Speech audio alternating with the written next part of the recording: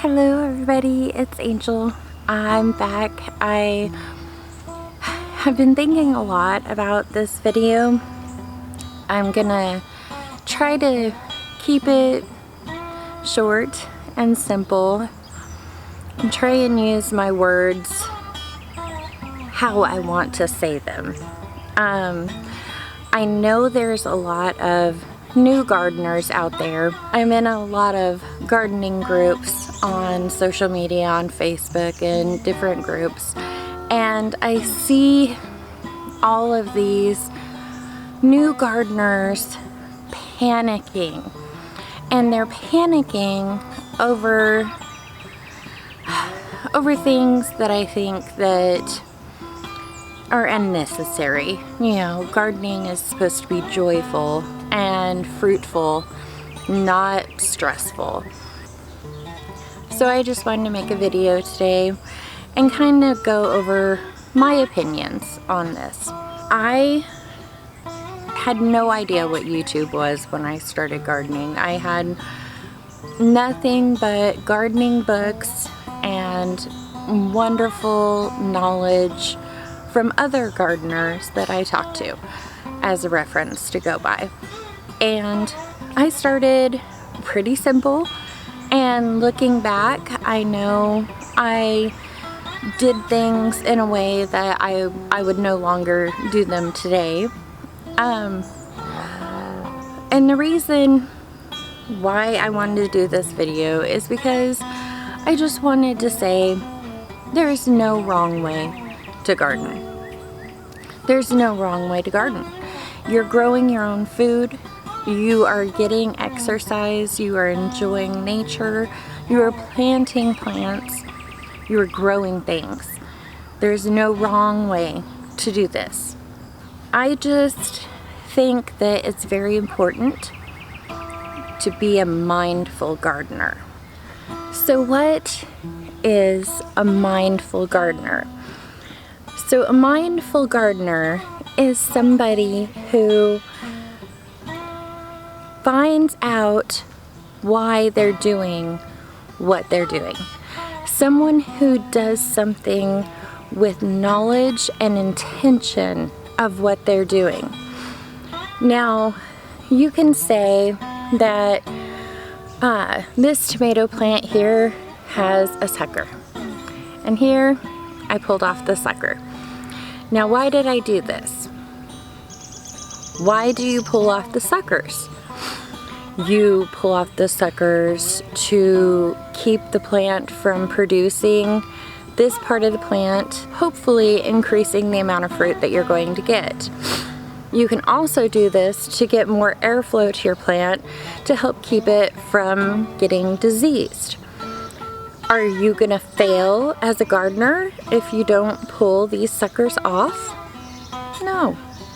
Are you not gonna get any tomatoes out of your garden if you don't pull these suckers off once a week? No.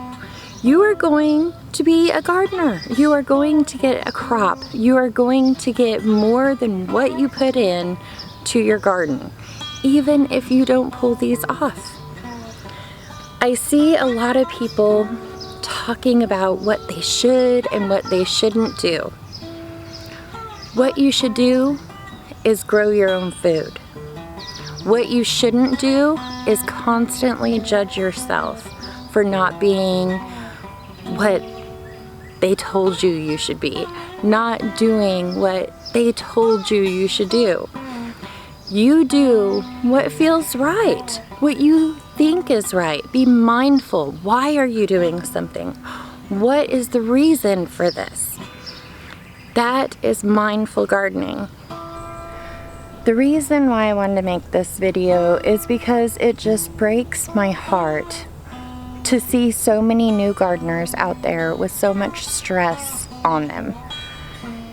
I am worried that if people are too stressed about gardening, that they won't continue to garden. And that is the worst case scenario. That is the worst case scenario. For a brand new gardener to be so overwhelmed with trying to do things the right way, that they don't feel like it's worth that to them to make that adventure again the next season. That is heartbreaking. Another example about mindful gardening. Last video that I put up, I talked about my mint that I had planted and how some of them made it, some of them looked like they had died. Luckily, last time I checked on them, there was signs of life from even the dead mint. I had so many people on social media tell me that I shouldn't plant mint in the ground. It's invasive. Mint is invasive. It will grow. It'll grow out of a container. It'll grow out of a bed. It'll take over a bed. And it is hard to get rid of. So if I planted mint next to my tomatoes, then next year I wouldn't be able to plant tomatoes in that same area because the mint would have taken over. Now, mint is a soft plant. It's not woody like bamboo. So when people say bamboo is invasive, bamboo has tubers that run underground, and some types of bamboo can even go under streets and pop up new plants in other people's yards. And bamboo is hard and it's woody, so mowing over bamboo can destroy your lawnmower. It's very hard to dig up, and even if you dig it up, you don't know if it's gonna come back. Mint is not hard, it is not woody. If you plant mint in the ground, you can mow over it. It may still be there and it'll smell wonderful and beautiful every time you mow, like a little gift of getting to smell the mint. But it is not going to damage your lawnmower. It is not going to create problems for anything really. I mean, you can walk on mint, you can, mow over mint. It's not detrimental if you plant it in the ground. Now, you don't want to plant mint in your raised bed where next year you're going to want to do potatoes or peppers or tomatoes, and you're just putting it into your regular rotation, because then you've got a problem. So bottom line, mint is definitely something you want to be mindful about where you place it. It's not going to ruin anything if you put it in a corner of your yard that you usually mow and grow it there.